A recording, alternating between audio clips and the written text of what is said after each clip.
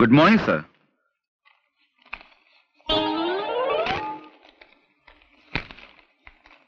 Sir ఎవరు? అక్కడక్కడ. నమస్కారం అండి. మేము వైజాగ్ నుంచి వస్తున్నామండి. గంగాధరం గారు వాళ్ళ అమ్మాయి నిశ్చల నన్ను పంపించారు.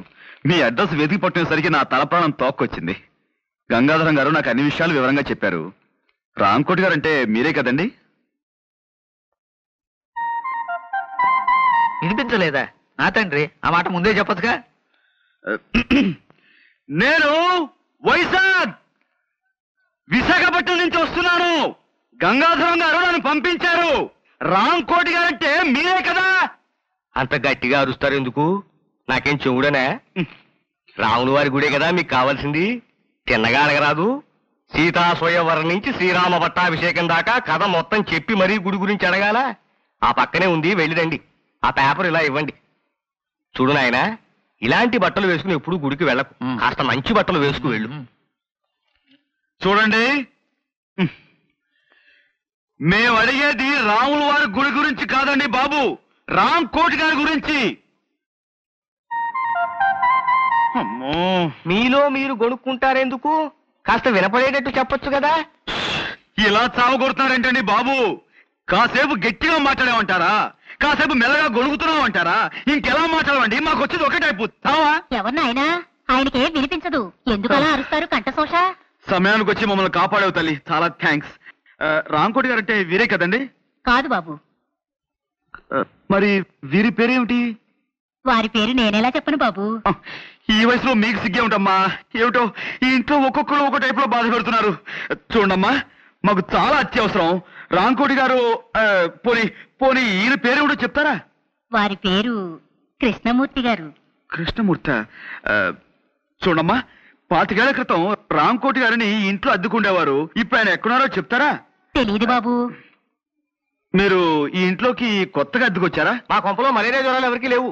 మీరేం సూది మంది ఒక్కర్లేదు. వెళ్ళండి. ఏమండి, మీరు ఊరుకోండి. ఇది మా సొంత ఇల్లు నాయనా. 10 ఏళ్ల క్రితం కొన్నాం. అంతకు ముందు ఇంట్లో ఎవరుండేవారో మాకు తెలియదు. పోనీ మీరు ఎవరి దగ్గర కొన్నారో అదేనా చెప్పగలరా? మా ఇంట్లో అద్దెకిచ్చే వాటాలే లేవు. వెళ్ళండి. ఏమండి, అబ్బాబ్బా మీరు ఊరుకోండి. పేరేశం గారని ఆయన దగ్గర కొన్నావు నాయనా. ఈ ఇల్లు మాకు అమ్మేసి ఆయన విశాఖపట్నం వెళ్ళిపోయారు. చంపేశారండి బాబు. ఇప్పుడు విశాఖపట్నం నుంచి వస్తున్నామండి. ఆ ఊళ్ళో ఆయన ఎక్కడ ఉంటారో చెప్పగలరా? ఇన్సూరెన్స్ వాళ్ళ వీళ్ళు. నే కట్టను. అయ్యా అయ్యా అయ్యా, అదేంటైనా కాలం మీరు ఊరుకోండి. ఏదో పసివాడు ఆశీస్ అందుకుంటాడు. మీరు అడ్రస్ చెప్పండి. 10 ఏళ్ల క్రితం మీరు విజయనగరంలో ఉండగా రామకోట అనే వ్యక్తి మీకు తెలుసు కదా? రామకోట గుర్తొచ్చాడు. కళావుడు 8 లాగా నల్లగా గుమ్మటంలా ఉండేవాడు. అతను పాపం ప్యాకాడాడు కాదు. మేము పూల్ గేమ్ ఆడుతుంటే పక్కన కూర్చుని స్కోర్ వేస్తున్నాడు ఓపిగ్గా. ఆయన ప్రస్తుతం ఎక్కడున్నారండి? లైఫ్ మిడిల్ డ్రాప్ చేసేసి అర్ధాంతరంగా పైకి వెళ్ళిపోయాడు. ఆయన భార్య పిల్లలు? భార్య అంటే గుర్తొచ్చింది. ఇస్పేటు రాణిలా కళకళలాడుతూ ఉండేది.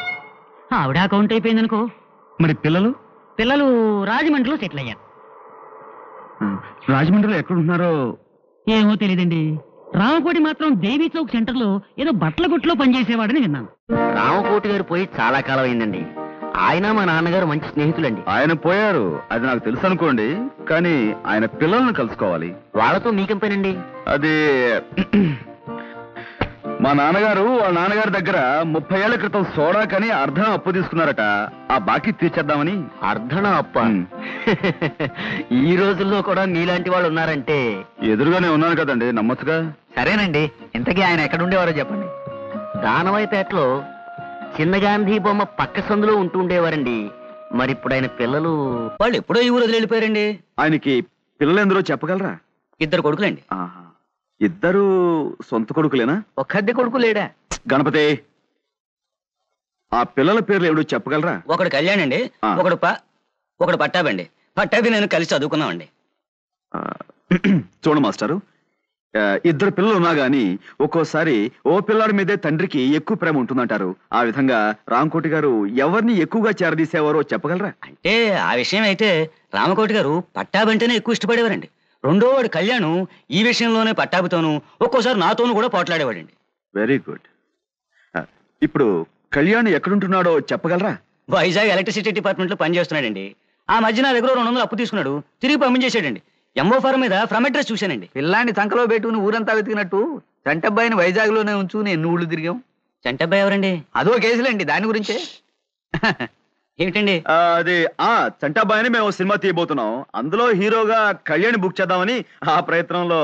ఏమండి మీరు సినిమా తీస్తున్నారండి? ఏమండి నమస్కారం అండి, నా పేరు విశ్వనాథ్ ధమ్ అండి. చాలా నాటకాలు వేశానండి.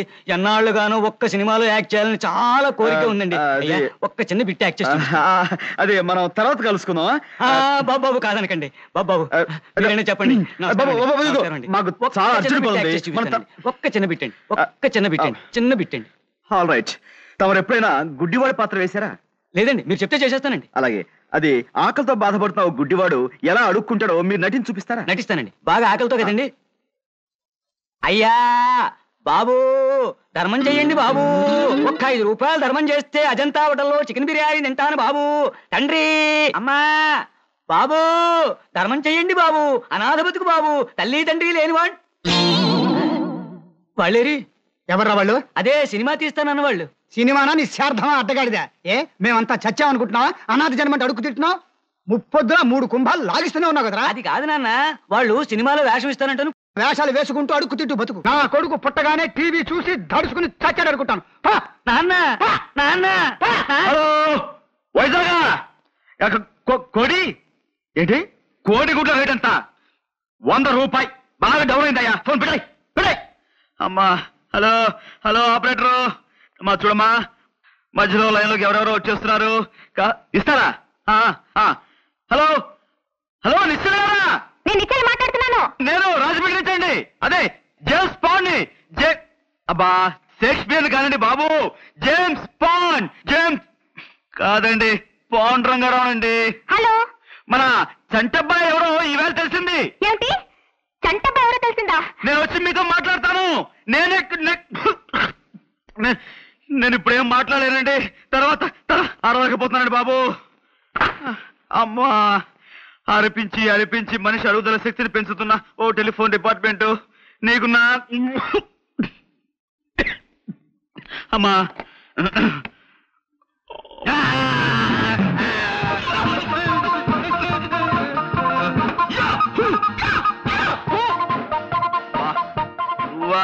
నువ్వు నీ డ్యూటీ